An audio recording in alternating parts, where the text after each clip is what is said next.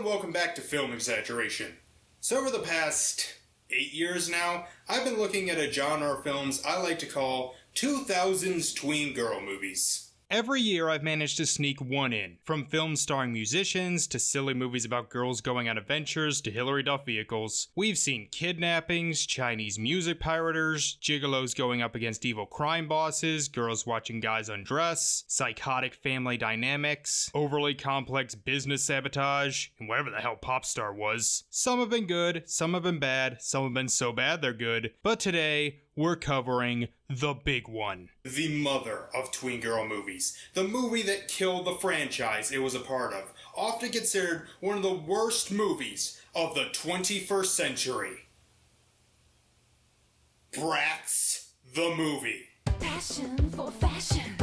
The Bratz dolls debuted in 2001, becoming a huge hit with girls everywhere. I can tell you from experience, I remember these things being huge. It seemed every girl I knew had these things. My sister, my cousin, girls at school. They were everywhere. But of course, they weren't without controversy. While they certainly had more racial diversity compared to Barbie, they were still criticized for promoting vapid consumerist lifestyle and proportions that in no way would give little girls body image issues. It couldn't stop them though. They were a big enough hit that they jumped into other forms of media, including a TV series, direct-to-video films, video games, and the subject of today's review, a live-action theatrical movie. And I'm pretty sure this movie killed the doll's popularity. Released in August of 2007, Bratz was directed by Sean McNamara, whose work in film is pretty mixed. His TV work is more well known, directing several episodes of Even Stevens, That's So Raven, Zeke and Luther, and Ant Farm. And this wouldn't be his only Bratz project that year, also doing the direct-to-video film Bratz Kids Sleepover Adventure. The writer is Susan Estelle Jansen, who before this wrote some episodes of Home Improvement and Boy Meets World, as well as the movies You Wish and the Lizzie McGuire movie. Released August 3rd alongside The Bourne Ultimatum and Underdog, the film debuted at number 9 behind holdovers The Simpsons movie, I Now Pronounce You Chuck and Larry, Hairspray, and Harry Potter and the Order of the Phoenix. In the end, making about $26 million on a $20 million budget, meaning it pretty much flopped when considering marketing cost. And critical reception was really bad, currently holding a solid 10% on Rotten Tomatoes and 3.1 on IMDb, even earning a spot on their bottom 100. It received 5 Razzie nominations, including Worst Picture alongside former reviewed films I Know Who Killed Me and Norbit, but didn't win any. I know the dolls are still around, but I do not remember them being nearly as big after this film came out, so is this film so bad that it killed the doll's reputation? Let's find out. This is Bratz.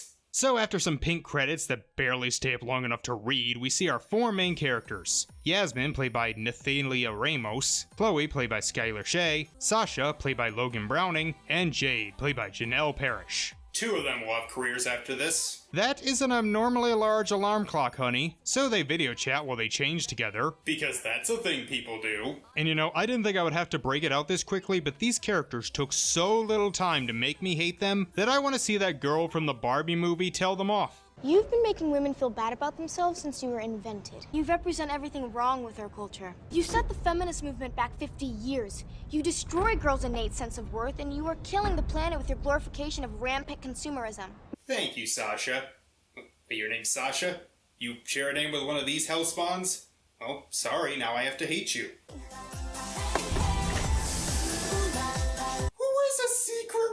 In their closet. This isn't a spy movie. We learned things like that Sasha's divorced parents and Yasmin has a little brother named Manny who's obsessed with his hair. Also, they have a mariachi band in their kitchen. Why do they have a mariachi band in their kitchen? Why wouldn't they have a mariachi band in their kitchen? By the way, her mom gives her new shoes in exchange for chocolate.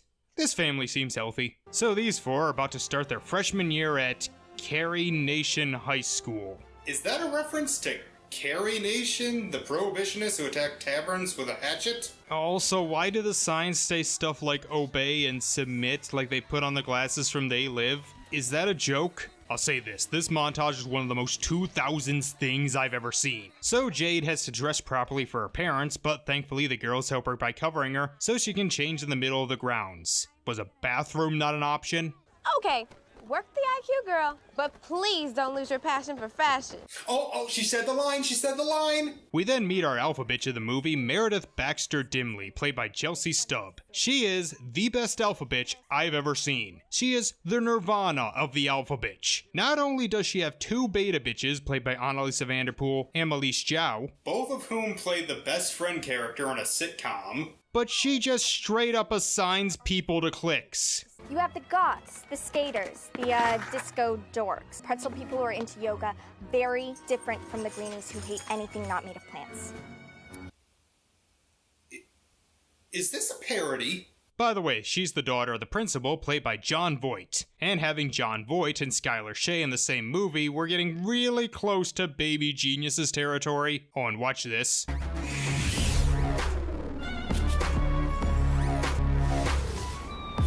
Slow-mo, fast-mo editing because it was the mid-2000s, and somehow, despite this not being an action movie, we still have to include slow-mo, fast-mo editing. They look kind of cool.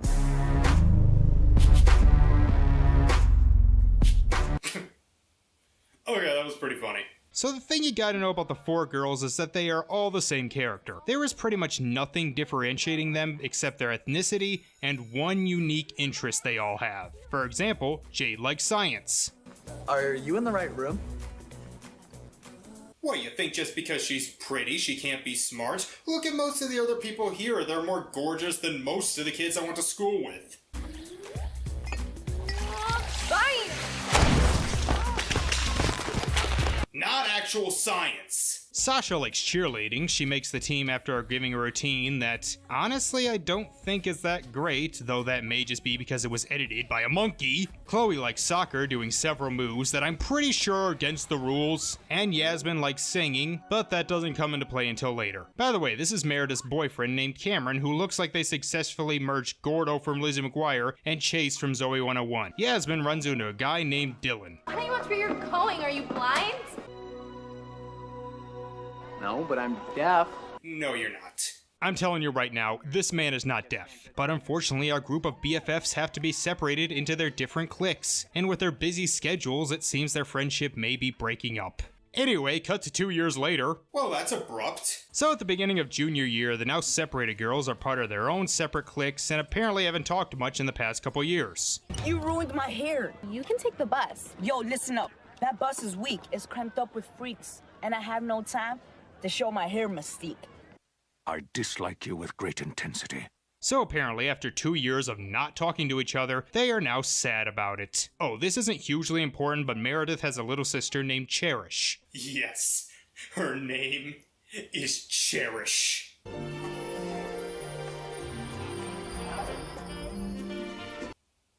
The fuck kind of editing was that? So Dylan used to play music, but after going deaf is having trouble doing it. So I guess his arc through the rest of the movie will be finding a way to do music despite his disability. Nope, the music teacher teaches him how to do it straight away. Well, guess that arc is done. Also, watch. But you're okay, you know? You want to learn a few tricks? His eyes were not looking at his face for at least half of that sentence. You are not deaf. Also, this happens. Oh no.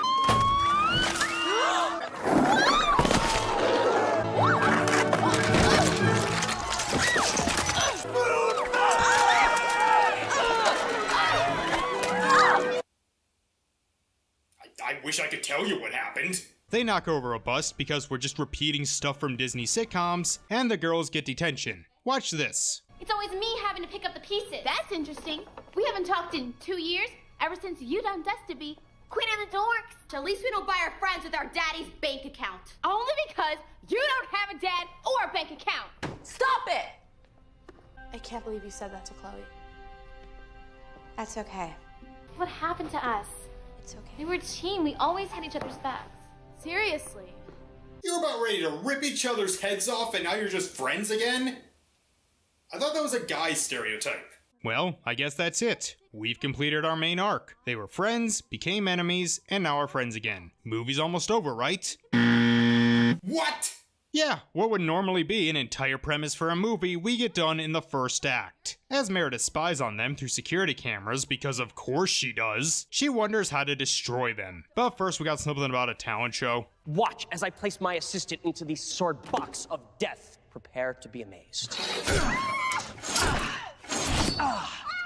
We just witnessed a manslaughter. So the girls all decide to help their fellow students by breaking up the cliques. And yes, I am getting flashbacks to High School Musical that came out a year before, and despite being a direct-to-television film, is somehow more competent than this. So their plan includes them making this absolutely beautiful young woman even more beautiful, teaching soccer players to wear high heels. Honey, when I'm through with you, you will be playing your next soccer game in stilettos. The Carey Nation girls soccer team never won a game again. And then a jock hits on Jade, and the handsome nerdy guy beats him up. Remember, if a man is ever sexist to a woman, it's up to another man to hurt him. By the way, that's Tom Hanks' son. Don't worry though, Jade helps them learn. Also, we get a nut shot.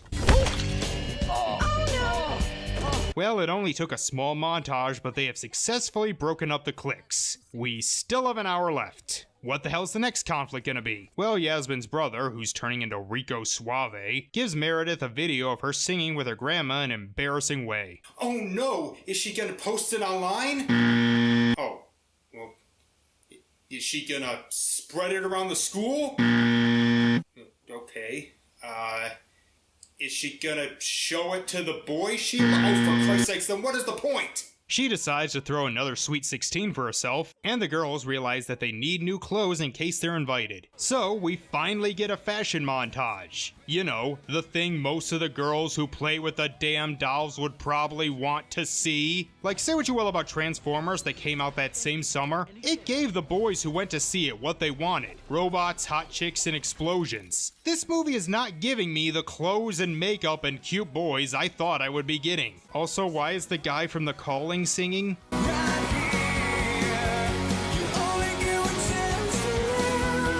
Well, it's all for nothing, as if they go to the party, they would have to sit at different tables, so they decide not to. Well, here's Dylan somehow listening to Yasmin singing. Open eyes, I can see what's in front of me. So that's how you heard me? Well, I didn't exactly hear your voice. You aren't deaf. Well, we need another conflict, so how about Chloe's mom being overworked catering for a party? So for a few minutes, now it's about cooking. Okay. Chloe, you didn't wake me up. It's 5 o'clock. I've got so much. Ta-da! Girls, this is supposed to be food for a funeral. Mom, what's wrong? My servers can't make it. Oh, for fuck's sake, what the hell is the plot of this movie? Well, the girls agree to do it, but of course the party they're catering is Meredith's Sweet 16, and somehow, despite not knowing they would be filling in as servers, she makes them dress as clowns that will haunt my nightmares for the next several months. Clowns are supposed to be happy. Be happy. Oh no, they're gonna have to go in front of all of their classmates looking silly. Oh, don't worry, they sexy up the costumes, and this diverts all the attention away from Meredith, who is on an elephant because of course she is, and onto them. Anyway, how about a musical number? What? You don't want a musical number? Well, too bad! F to the A to the B-U-L-O-U-S. Yeah, yeah. So, the alpha bitch blonde girl singing a song about being fabulous. This came out 2 weeks before High School Musical 2. So are we getting some like Madagascar or The Wild situation where someone got info on the movie to another studio? She invites Yasmin up to sing, but she gets stage fright and storms off. Then she plays the video of her singing with her grandma, which she left. This doesn't have the same effect for her or the audience if she isn't there. But even if it did, Dylan starts a conga line to stop people from making fun of her. This entire movie is setting up conflicts and solving them immediately. More shenanigans happen that end with Meredith in the cake and then her friends in the pool.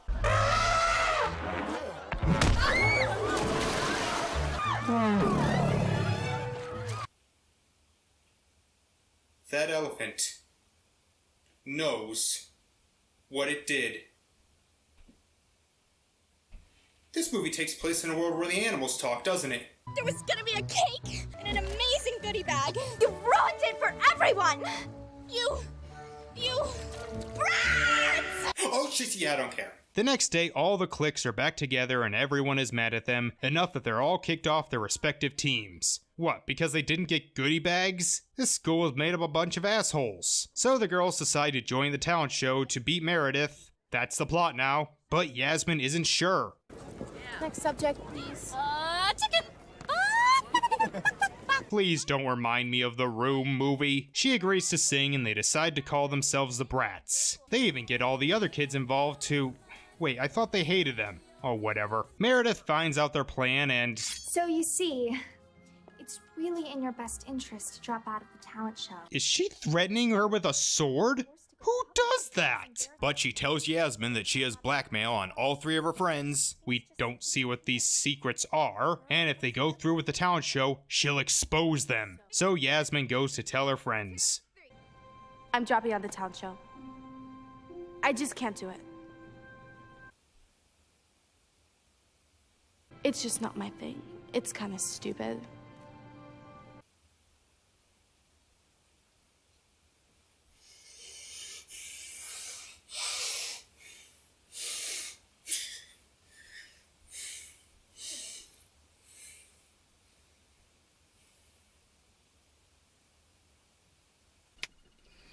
You absolute moron! You stupid, dumb, stupid, stupid, stupid person! How could you be so stupid? You're basically taking women's rights back 1,000 years every time you're on screen. You're a stupid person!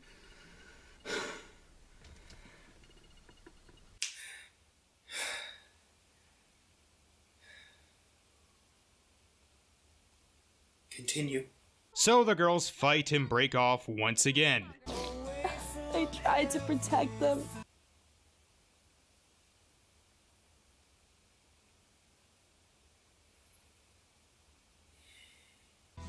Cariña, they're your best friends.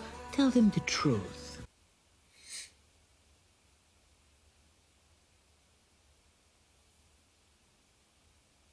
So the girls make up once again. This movie is pointless. The talent show arrives and we get some bad jokes, then Meredith sings with a truly terrible song. I'm hot, never cold. I can rock it any way that I choose. I'm so good, oh yeah, I make up all the rules. Alright, let's get this over with. The Bratz come out to do their performance and Meredith reveals their secrets. First up, letting Jade's parents know that she likes dressing in fabulous outfits. Wait, if they're there and she was going to perform in a fabulous outfit, why is this an issue? I'm not either of those girls Meredith showed you. I'm both. I love science and math and my parents. But I have a passion for fashion. It's how I express who I am. Movie, you don't need any messages. Shut up. All-American girl, the perfect daughter. When her mother desperately needed a job, my family was kind enough to offer her employment. And how did her daughter repay this kindness? By stealing my favorite, most beloved dolly. That's it? She stole a doll. That's this. Oh my god, Yasmin, you're an even bigger idiot than I thought.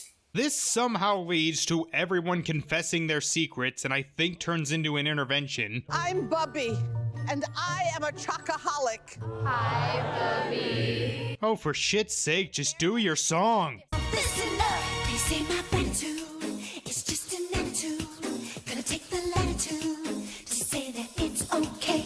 Wow, even this one kinda sucks. I thought it would be big and bombastic, but it's actually pretty mellow and boring. Whatever, the show ends in a tie with Meredith getting the trophy, but the Bratz getting the scholarship. Yes, there was also a scholarship. I forgot to mention that because, frankly, it's barely a thing. Director Sean McNamara himself makes a cameo as a talent agent that just so happened to be in the audience of this random high school talent show. Oh, that's convenient. And offers the Bratz the opportunity to be the featured act at a movie premiere. Because fuck it, this movie wasn't cliche enough.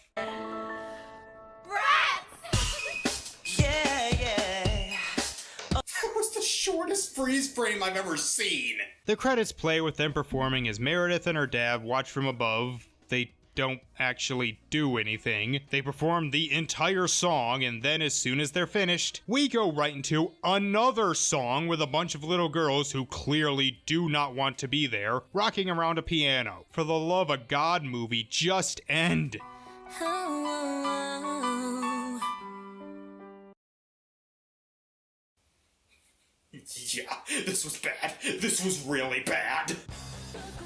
For the first half, maybe even 3/4, it's at least interestingly bad. The horrible editing, confused jokes, cliche plot, and just straight up incompetent plotting makes this an experience right up there with something like Long Shot or The Biggest Fan. And there is so much crazy stuff in this that I didn't even have time to get into all of it. So I would recommend checking it out, but be prepared because in the last act, it goes from a fun, silly bad and starts to become a boring, contrived bad. If I can give anything, the actors are trying, and I think it was at least attempting to be a little more satirical with its plot, at least near the beginning. It just didn't work. In terms of movies nominated for Worst Picture that year, I do think it's worse than I Know Who Killed Me, but it's still better than Norbit. Well, that's it.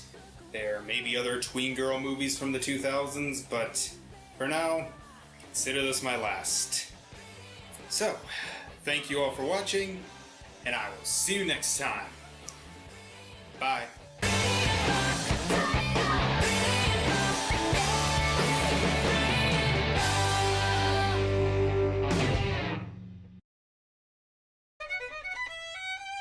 If I see one more violin playing contortionist, I'm going to scream. Next!